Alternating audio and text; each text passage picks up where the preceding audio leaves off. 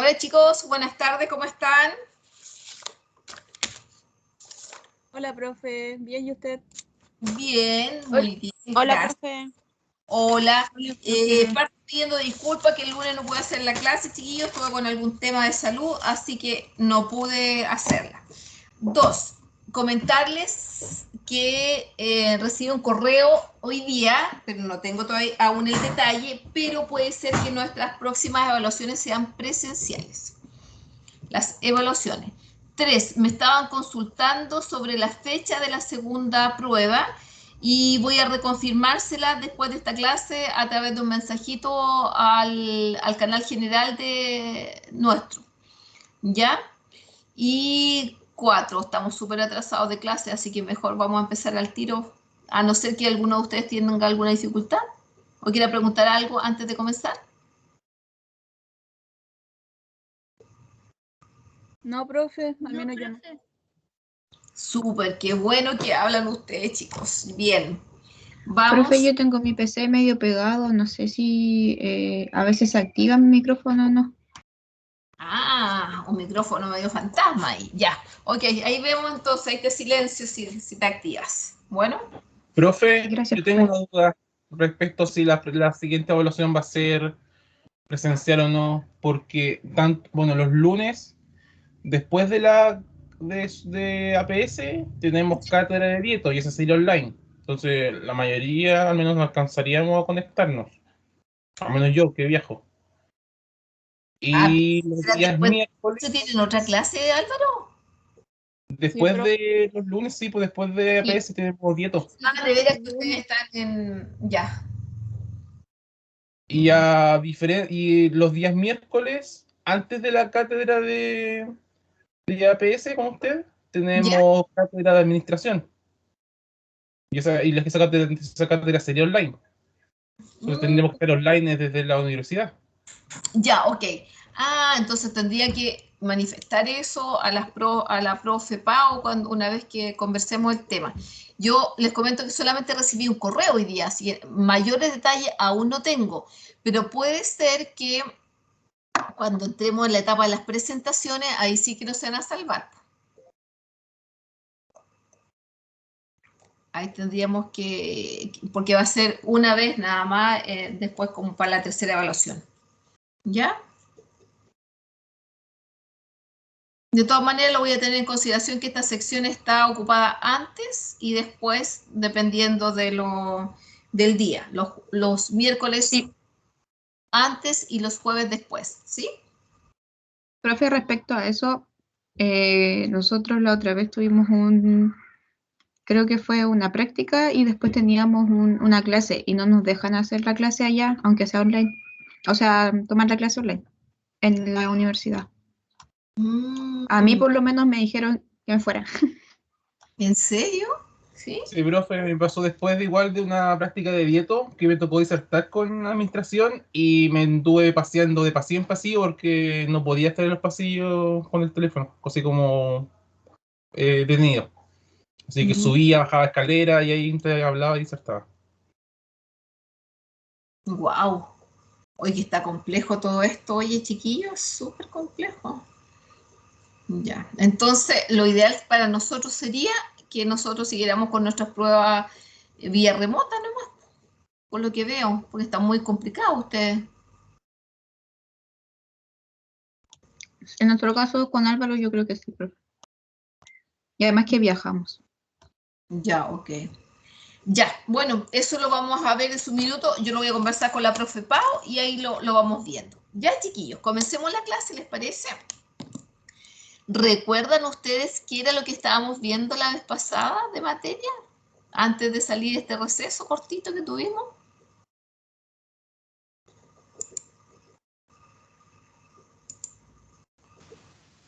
Vimos lo que eran las programaciones, profe. Sí, eso, en eso está. Habíamos dado un marco teórico de todo lo que son las programaciones, del proceso programático. De ahí hablamos cuál era el rol de cada una de las organizaciones, desde lo general a lo particular, y ahora ya nos corresponde empezar en tierra derecha. Chicos, les voy a pedir por favor que abran tres archivos. Ayer yo en sus archivos subí una carpetita que dice clase del 6 y 20 de octubre, donde van a encontrar la clase más un archivo Excel que dice REMP. ¿Pueden revisar eso?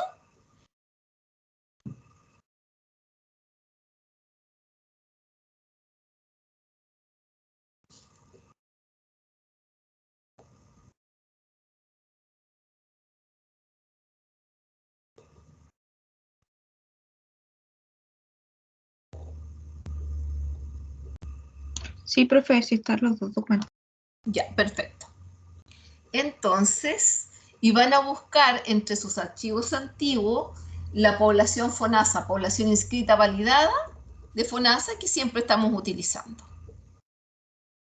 Abren por lo menos el REMP más la población inscrita validada.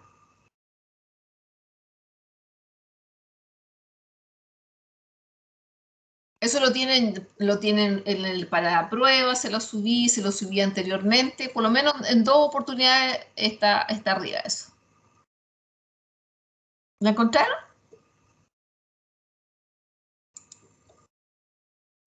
Profe, ¿el REM es el P? Sí. Es el único que está en la carpeta.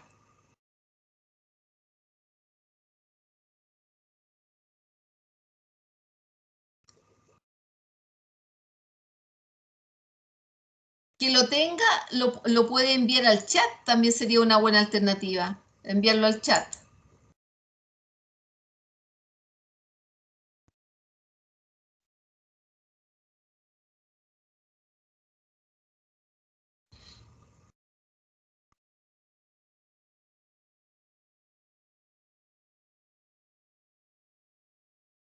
Ya, ahí tenemos la población que mandó Michelle. Quédese un rato más, Benjamín, a ver si puede escuchar mejor. Y el REMP. Ya, tenemos todo para comenzar. Comenzamos entonces la clase. Vamos a comenzar diciendo que las programaciones sirven tanto como para los equipos de cabecera, como también para los gestores, los encargados de las direcciones de los establecimientos, para poder programar, planificar y buscar estrategias de atención a la población de su sector. Si de algo sirve el proceso programático es para conocer la población, para saber si esta ha sufrido alguna modificación, tanto de la estructura, ha tenido alguna disminución, y esta, de acuerdo a la población que yo tengo, cuántos hombres, cuántos niños, cuántos adultos mayores, cuántas mujeres, yo eso lo voy a traducir en agendas profesionales de los recursos que voy a ofrecer, o sea, mi oferta. Y mi oferta la tengo que contrastar con la demanda, o sea, la cantidad de personas que yo tengo que sean posibles solicitantes de atención. Entonces, la programación me sirve para visualizar todo esto. ¿De dónde sacamos nosotros la información de la población? La encontramos principalmente en los archivos series REM. Sobre todo los REM-P. ¿Por qué los REM-P? Porque los REM-P, que son REM que se realizan 2 veces al año, en junio y en diciembre, estos REM son de población. Y allí podemos sacar mucha información. El REM te ayuda para saber cuáles serían tus tasas de consultas anuales. ¿Se recuerdan ustedes el IAPS que decía cuál era la tasa de consulta que teníamos que tener nosotros en atención primaria? ¿Cuál era la tasa de consulta? Lo vimos en el IAPS, en la prueba pasada. ¿Cuánto es la tasa de consulta, chiquillos?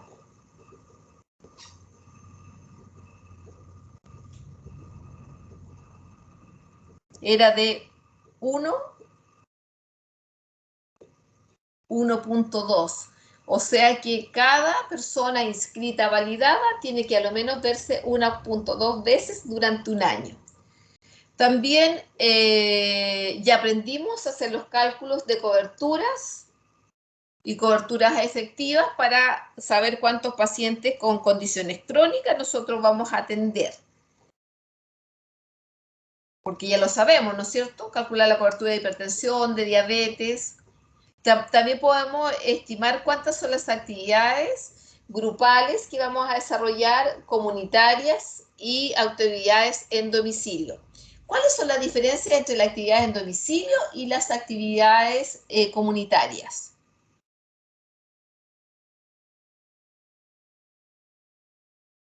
Chiquillos. Profe, yo creo que la que es a domicilio es como más personalizada, porque va a la persona que se encuentra en el domicilio, y cuando es comunitaria es con más personas, ¿no? Sería que las comunitarias se reúne un grupo específico de personas a las cuales les vamos a entregar una información que resulta importante para ese grupo de personas, de una temática definida. En cambio, las domiciliarias vamos a entregarle acciones de salud, ya sea al paciente índice o a su grupo familiar.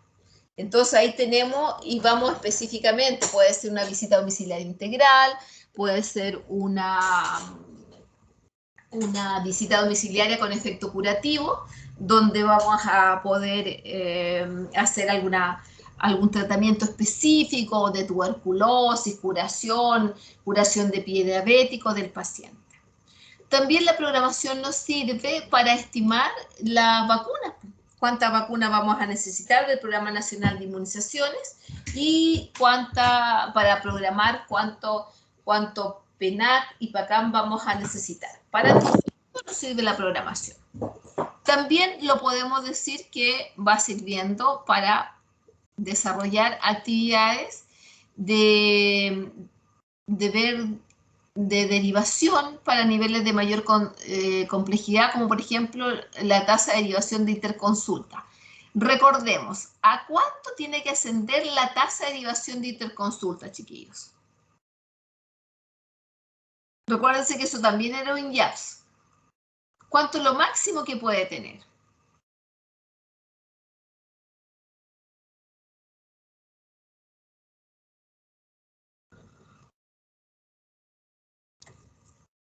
¿No se acuerdan?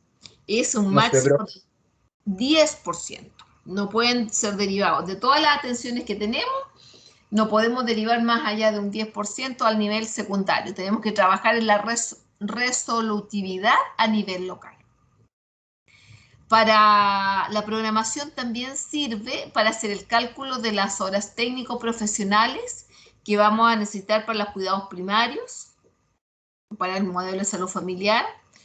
Vamos a ver cuál es la oferta que tenemos de horas técnico-profesionales para entregar los cuidados, o sea, para desarrollar el modelo en un determinado territorio.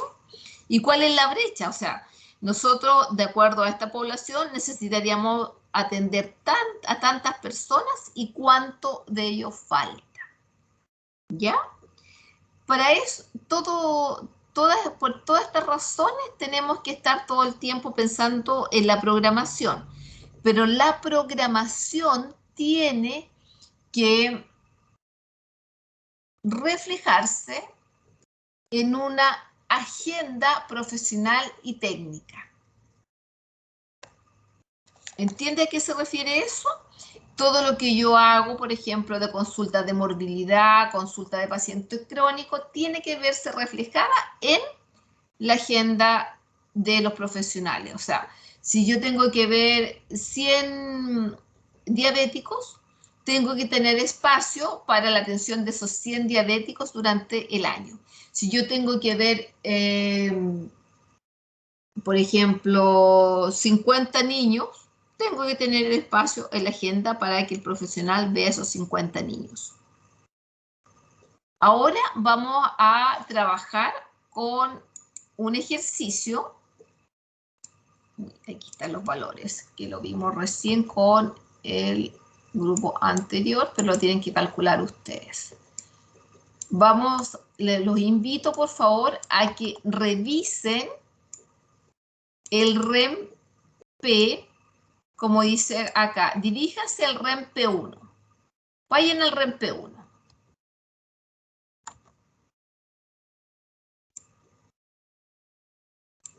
¿Llegaron ahí? ¿Lo abrieron? Sí, profe. Ok. Vamos a hacer algunos cálculos solamente para que hagamos hablar los REM, porque eso en el fondo lo que yo quiero que ustedes aprendan a hacer hablar estos números. La primera pregunta que hice ahí dice, ¿cuántas mujeres están en el control y cuántos hombres? Dice, perdón, diríjase al REM P1. 2, sección A, vayan a la sección A, población en control según método de regulación de fertilidad y salud sexual. ¿Cuántas mujeres están en control? ¿Cuántos hombres están en control? ¿Y cuál es la cobertura? La cobertura de la población que usa método con respecto a la población inscrita validada. Ya, yo, como le dije a los chicos de la otra sección, yo no les voy a hacer la tarea. Ustedes tienen que aprender a hacerlo. Yo los voy a guiar, pero bajo las preguntas que ustedes me vayan haciendo. ¿Cuántas mujeres están en control de regulación de fecundidad, chiquillos?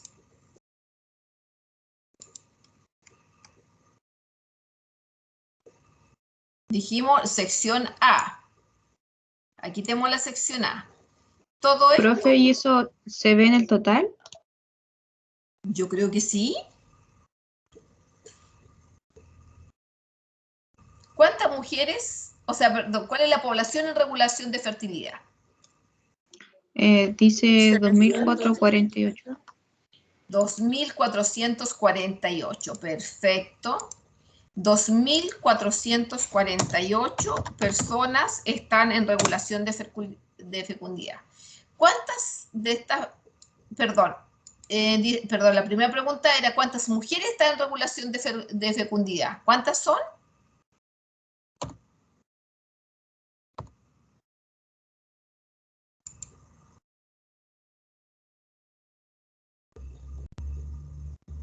¿2.448?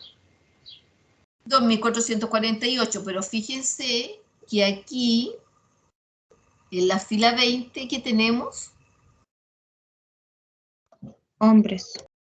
hombres. Entonces, ¿qué tenemos que hacer con estos hombres? Sacarlo o restarlo. Serían 2446. 2.446 mujeres están. ¿Y cuántos hombres? Tenemos 2 hombres. Ok, tenemos 2 hombres. ¿Qué cobertura tiene la población que usa método con respecto a la población inscrita validada? ¿Cómo podemos sacar ese dato, chiquillos? ¿Con la población espinosa? Muy bien. Entonces, ¿cómo hacemos ese cálculo de cobertura?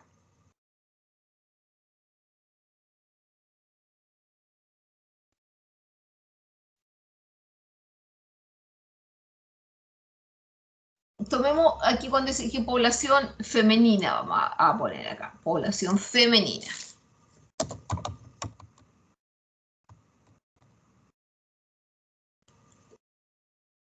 ¿Cuál sería la población que usa método? Los 2.246 dividido lo que menciona la población inscrita validada. Ya, y vamos a la población inscrita validada. ¿Alguien la subió acá? Sí, aquí está. ¿Qué es SFAM el que estamos trabajando?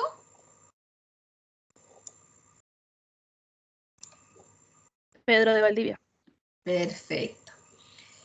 ¿De qué grupo etario tenemos que tomar las mujeres que utilizan método anticonceptivo? A ver.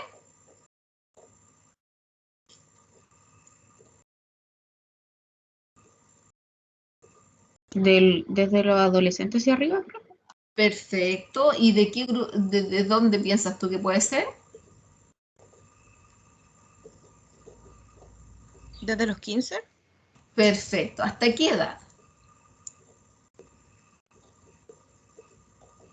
Hasta los Hasta los 50. 40.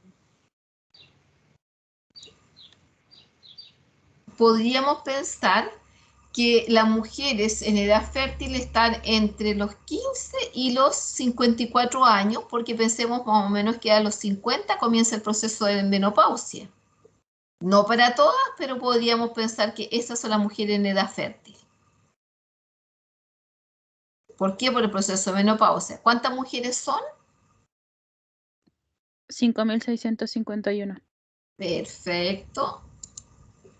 Tenemos 5.651. ¿Y esto es equivalente a qué cobertura, chiquillos?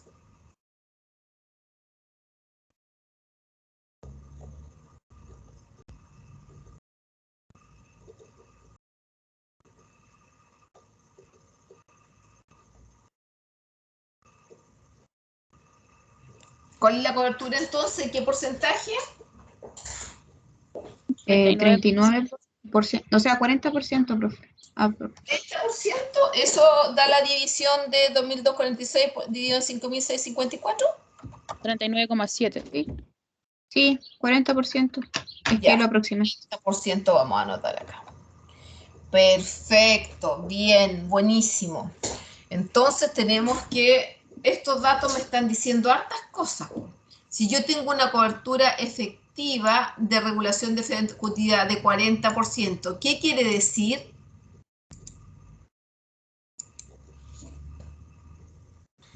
¿Qué quiere decir eso? Que tengo solamente un 40% de población en regulación de fertilidad.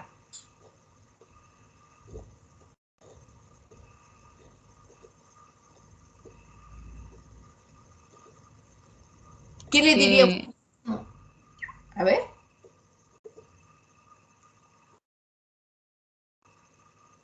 Es que hay pocas mujeres que se están controlando la fertilidad. Que Es que no sé cómo explicarlo. No, pero sí está bien lo que usted está diciendo.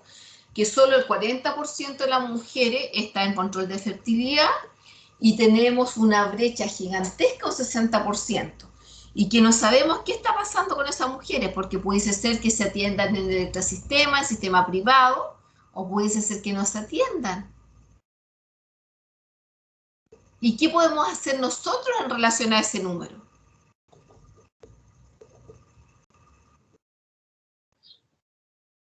Incentivar, profe.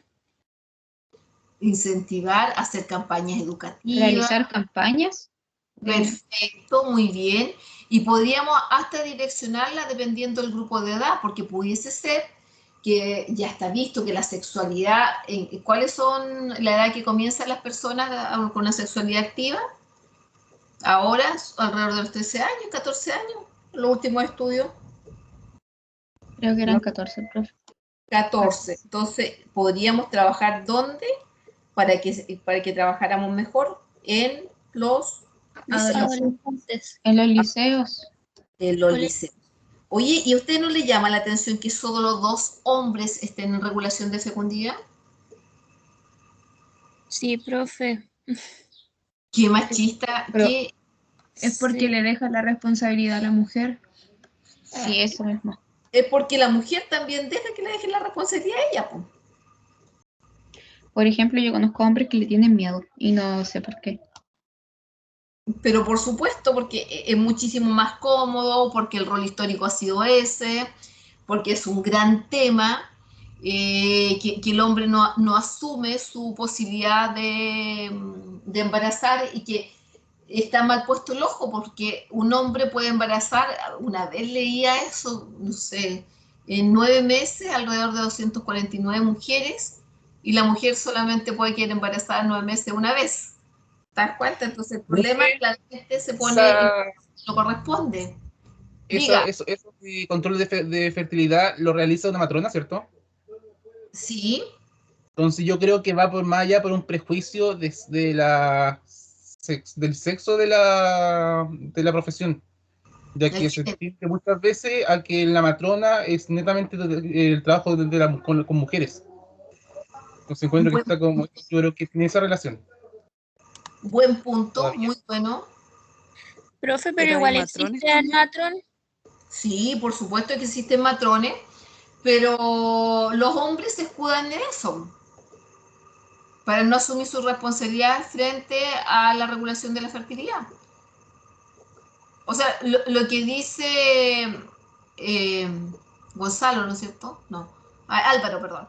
Lo que dice Álvaro tiene razón. O sea, habitualmente cuando se le pregunta a los jóvenes por qué no van a estos programas, ¿por qué no les gusta que lo atienda una mujer? Claramente. Pero hemos avanzado mucho, pero falta muchísimo más por avanzar. Imagínense, 2 hombres de una población de 2.248. 2. Ya. ¿Ven? Entonces ya hicimos hablar la información, pues. La información árida que aparece en un Excel, como dicen ustedes, no está hablando, no está dando información sobre lo que podríamos hacer. Vamos ahora a la sección B del mismo REMPE 1 y van a buscar a las gestantes en control con riesgo social. ¿Cuánto es el número de gestantes que hay?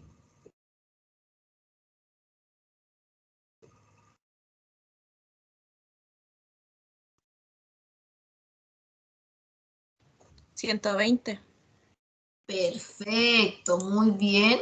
El número de gestantes que tenemos en sección B, sumamos, son 120 gestantes. Perfecto, como información lo tenemos acá. 120. Miren, y acá se las puse un poquito más difícil. Número de consultas nutricionales que deberíamos programar y número de horas anuales si tiene una concentración de 2 y un rendimiento de 2. Estamos hablando de gestantes. Tenemos 120 gestantes con una concentración de 2 y un rendimiento de 2. ¿Cuántas actividades vamos a hacer? Eso lo vemos con la concentración. ¿Y cuántas horas vamos a ocupar? Lo vemos con el rendimiento. Ya, pensando. ¿Cómo vamos a sacar esa información, chiquillos?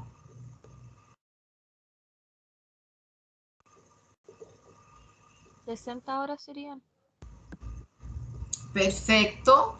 60, vamos a ver, lo voy a colocar, son 60 horas, ¿ya? ¿Y cuántas actividades?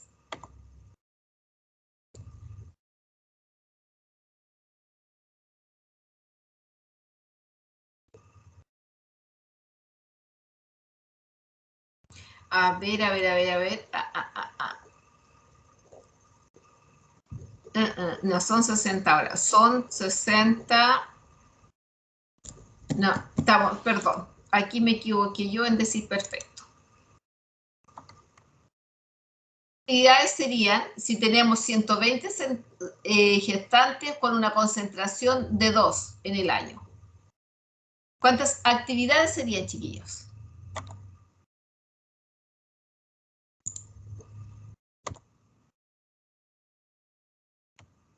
¿Cuántas actividades son? 240. Perfecto, son 240 atenciones nutricionales a gestantes. ¿Cuántas horas voy a necesitar?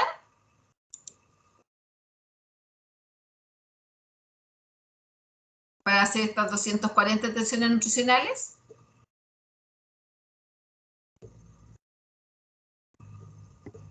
¿120? Perfecto, ¿por qué? Porque tiene un rendimiento de 2 por hora. Voy a necesitar 120 horas. ¿Cómo sabemos esto? Porque yo les dije que tenían una concentración de 2 y un rendimiento de 2. ¿Alguien se perdió en esta parte?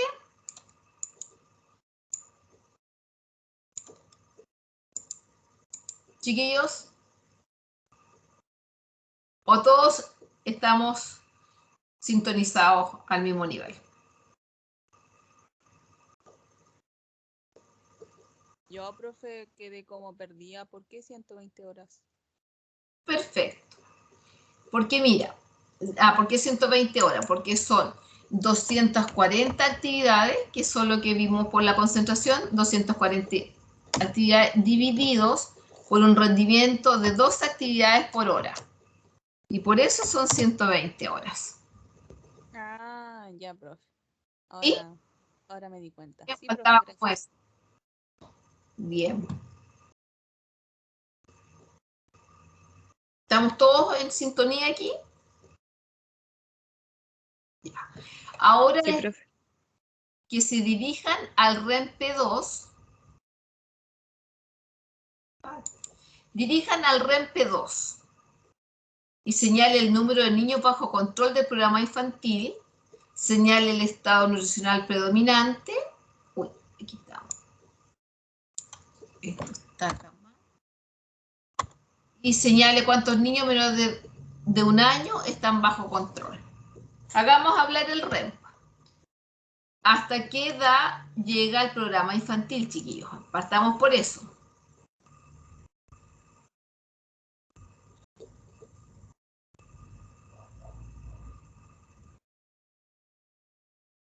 ¿Hasta qué ya? Esto lo saben de materno infantil. Profe, ¿cómo dijo? ¿Hasta qué edad llega la atención de los niños bajo el programa infantil? 5 años. 5 años, no. Es 3 hora. años y medio. 59 meses, profe. ¿Cuánto? 59 meses. 59 meses. ¿Y eso cuántos años son? 3 años y medio, profe. No, son muy poco, 3 años y medio. 5 años, 9 meses. Tampoco hasta los 5 años, 9 meses. El programa infantil se modificó y hace un par de años se atiende de los 0 meses hasta los 9 años, 11 meses. 9 años, 11 meses. Conociendo esto, podemos sacar la población del REM-P, que es el P2. Ahora, por favor, miren su pantalla que les voy a explicar un par de cosas. Aquí tenemos la población, según estado nutricional, de niños de 1 mes hasta 59 meses, que es parte del programa infantil. Acá tenemos el indicador peso-edad, peso-talla, la talla-edad, pero para sacar nuestros cálculos vamos a utilizar el diagnóstico nutricional integrado de los niños. Aquí tenemos solamente los niños de 0 a 59 meses. Si revisamos la tabla para acá, llegamos hasta los 59 meses, dividido en hombres y mujeres. Esto de los pueblos originarios no se suma y población migrante tampoco se suma. Acá tenemos la población. De 0 a 59 meses, ¿cuántos niños tenemos bajo control? Miren la pantalla acá, por favor, chiquillos. ¿Cuántos niños tenemos bajo control considerando el diagnóstico nutricional integrado? 1084, profe. 1084. Perfecto, 1084. Entonces, lo que tenemos que decir acá, si el niño bajo control del programa infantil, son 1084 niños más, tenemos que sumar los niños de los 60 meses hasta los 9 años, 11 meses. ¿Y cuántos son esos?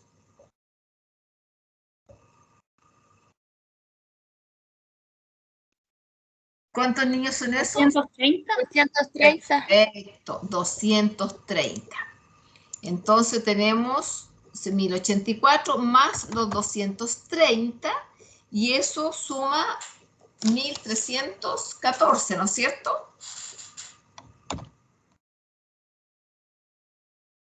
Sí, profe. Ese es el resultado. Tenemos 1314 niños de 0 a 9 años, 11 meses. Señale el estado nutricional predominante. Para eso vamos a ir nuevamente acá y vamos a ver. Partamos con los niños desde los 60 meses hasta los 9 años. ¿Cuál es el estado nutricional predominante? Hagamos solamente una proporción aquí. Normal. Normal. Perfecto. Tenemos 95 niños con estado nutricional normal. Pero miren una cosa importante, por favor, miren el cursor. Si nosotros sumamos los niños con malnutrición con exceso, llámese sobrepeso o riesgo de obesidad y obeso, ¿cuántos niños tenemos? 129 niños. Entonces, la malnutrición por exceso le gana a la normalidad. Pero no era esa la pregunta, pero aquí viene la interpretación.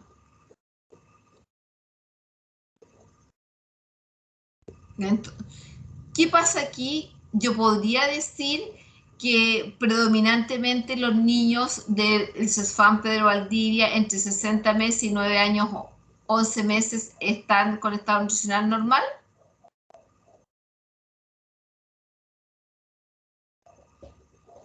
¿Podría yo decirlo así tan suelta de cuerpo? Decir, no, si acá están todos los niños normales. No, no debería. No debería. ¿Por qué? Porque la malnutrición por exceso le gana a la normalidad en este grupo etario. Y como se encuentran divididos, pasa como desapercibido. Sí, está bien, claro. Si nosotros no hacemos ese ejercicio, claramente pudiésemos confundirnos con el dato. Y se dan cuenta, en la desnutrición, ¿es un problema?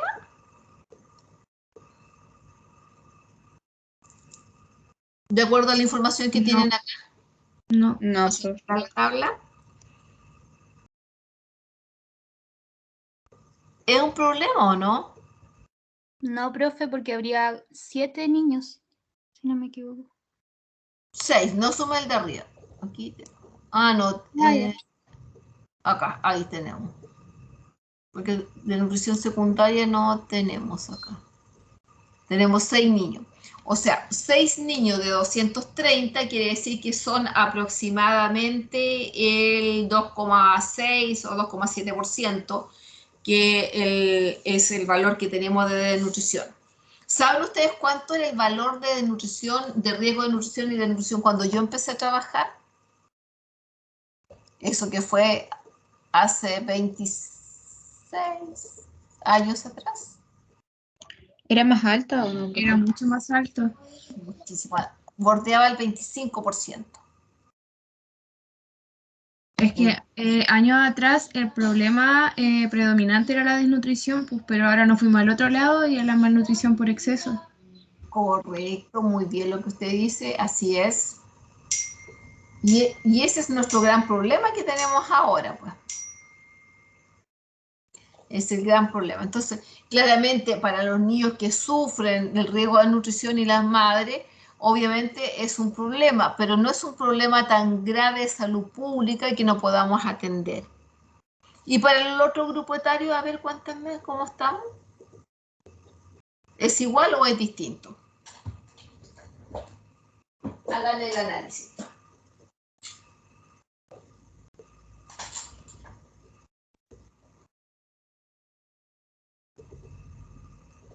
Igual gana lo normal, profe. Ya. Y si sumamos Daría un poco menos. Son como 519 en malnutrición por exceso. El total. ¿Cuánto, disculpa? Me dio 519. 519, correcto, sí. Y tenemos 535 normales. O sea, estamos casi en la misma...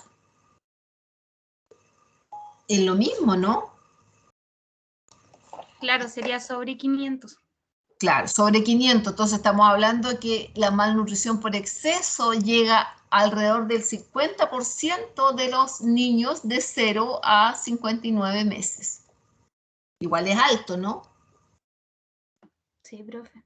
Igual es alto. Entonces, cuando yo les hablo de programación, cuando les hablo de fuente de datos, le hablo de esto, que estas tablas, estos números, nos están gritando la información y nosotros tenemos que saber interpretarla.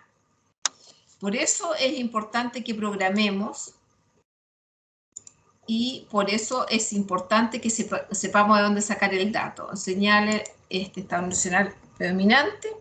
Estamos hablando, vamos a decir, el predominante, vamos a colocar normal para ambos grupos. Pero si asociamos la malnutrición por exceso,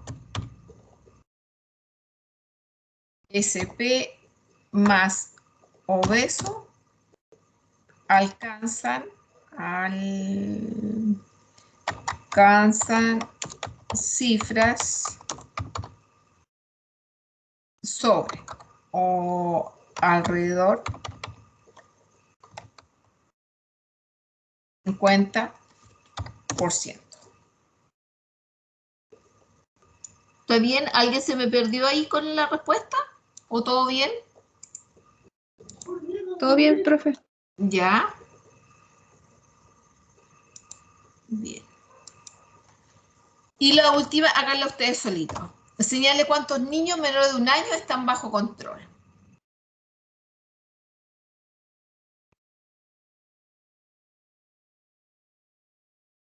Niños menores de 1 año bajo control. ¿De dónde vamos a sacar esa información?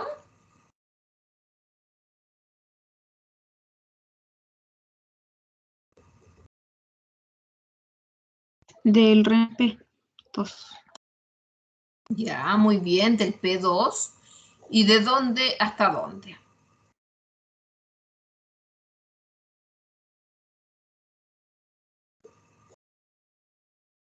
¿Menores de 12 meses? Exacto, muy bien.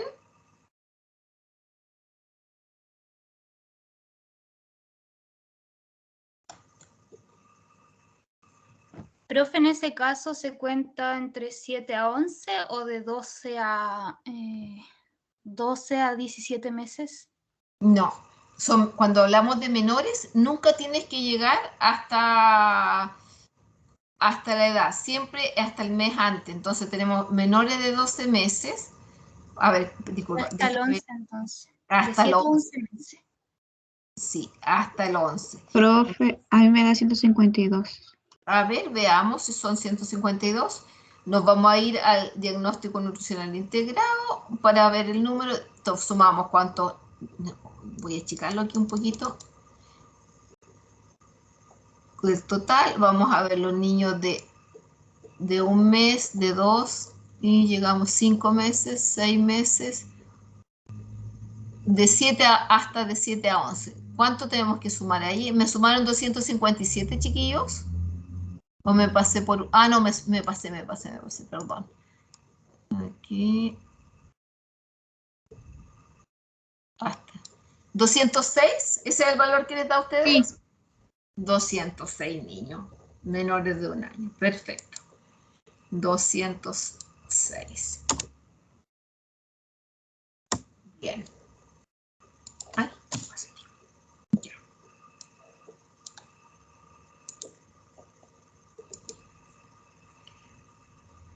Muy bien. ¿Nadie se perdió de dónde sacamos la información?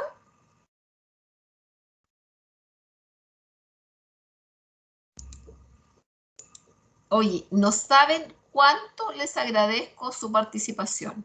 A las personas que yo no veo quienes están participando, solamente escucho sus voces. Les agradezco muchísimo de estar prestando atención y de preocuparse en desarrollar los ejercicios, ya que es la única forma que ustedes aprendan a hacer hablar los REM, es usándolo. ¿Ya? Y en realidad me pone bien contento porque venía bastante fraudada la clase anterior con respecto a la participación de los estudiantes y que ustedes lo hagan, me alegra muchísimo. Así que, bien, punto para esta sección. Sigamos.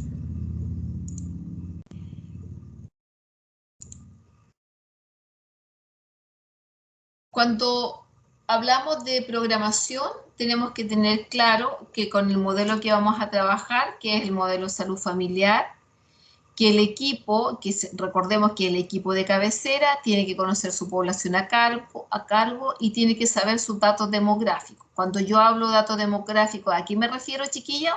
De edad, sexo, me refiero a si tiene población urbano, rural, la información de su población a cargo que tenemos principalmente en, si lo llevamos a lo práctico, en la población inscrita validada. Ahí tenemos la información. Para ello tenemos que saber que vamos a tener que programar actividades. Las actividades son a las acciones que vamos a realizar, que para nuestro caso pueden ser consultas nutricionales, controles cardiovasculares, y estas actividades nos dicen qué es lo que vamos a hacer. La población es el grupo de personas quien va dirigida a las actividades que vamos a realizar. La cobertura, qué porcentaje de la población va a asistir o vamos a llegar nosotros con nuestras actividades de salud. La concentración es el número de veces que una determinada actividad se realiza en un año. El instrumento es qué profesional lo va a realizar, puede ser profesional o técnico, y el rendimiento, número de veces que se realiza un tipo de actividad durante una hora cronológica.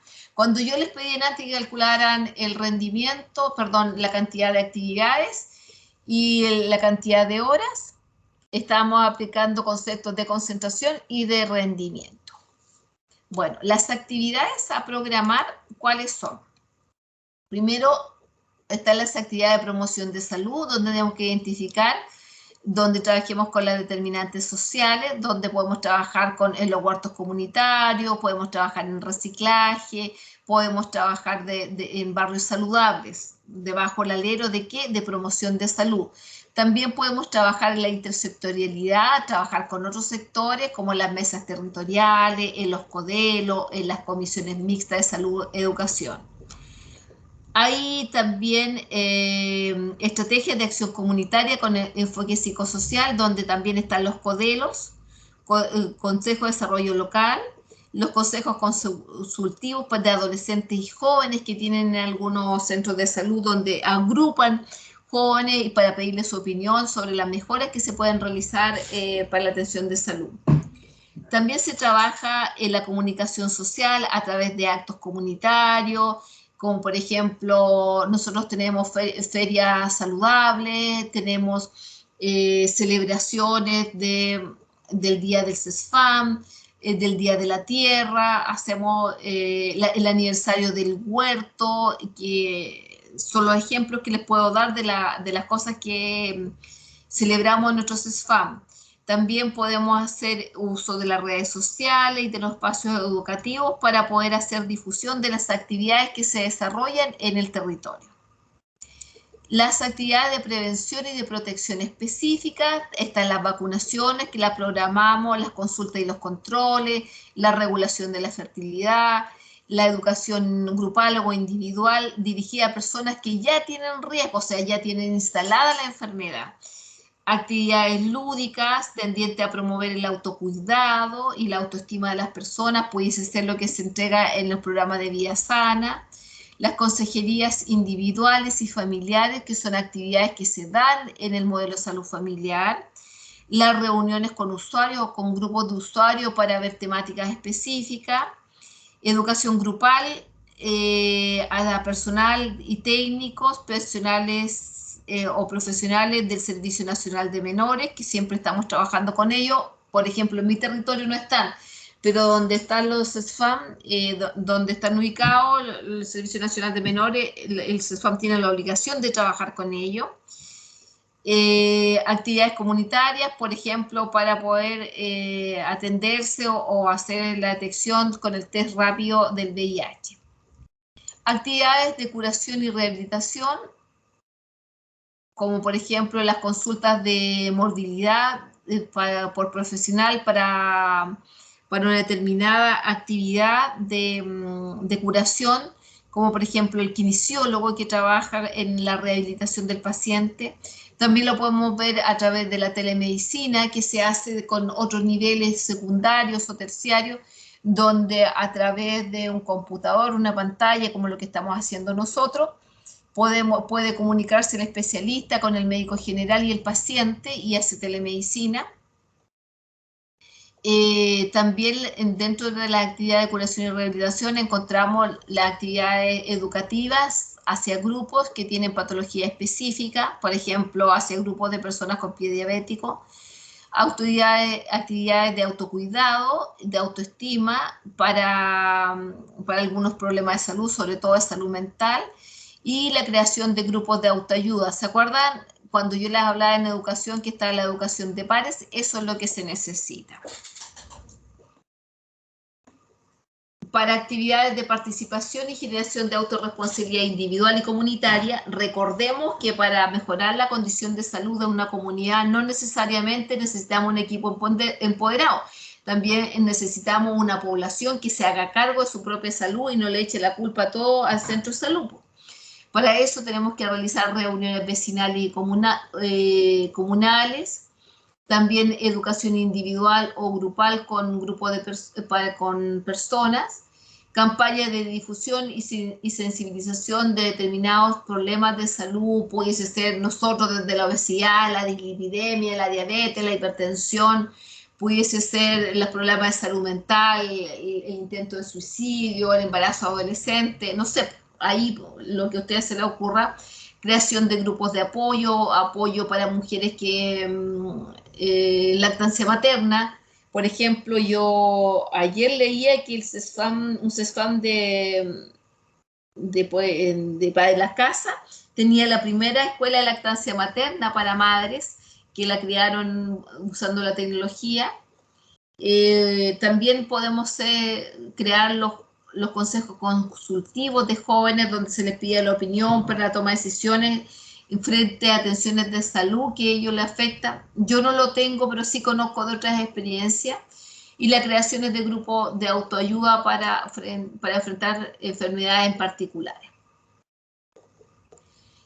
Actividades complementarias y de apoyo para la gestión de los programas, que está cuando tenemos que difundir a través de campañas las actividades que estamos realizando de servicio en específico.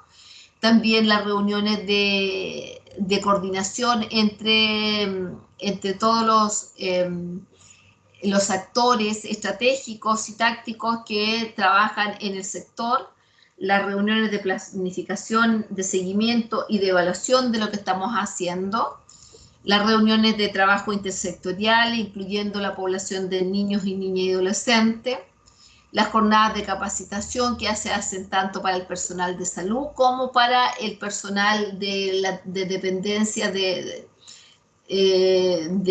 jardines infantiles, de colegio.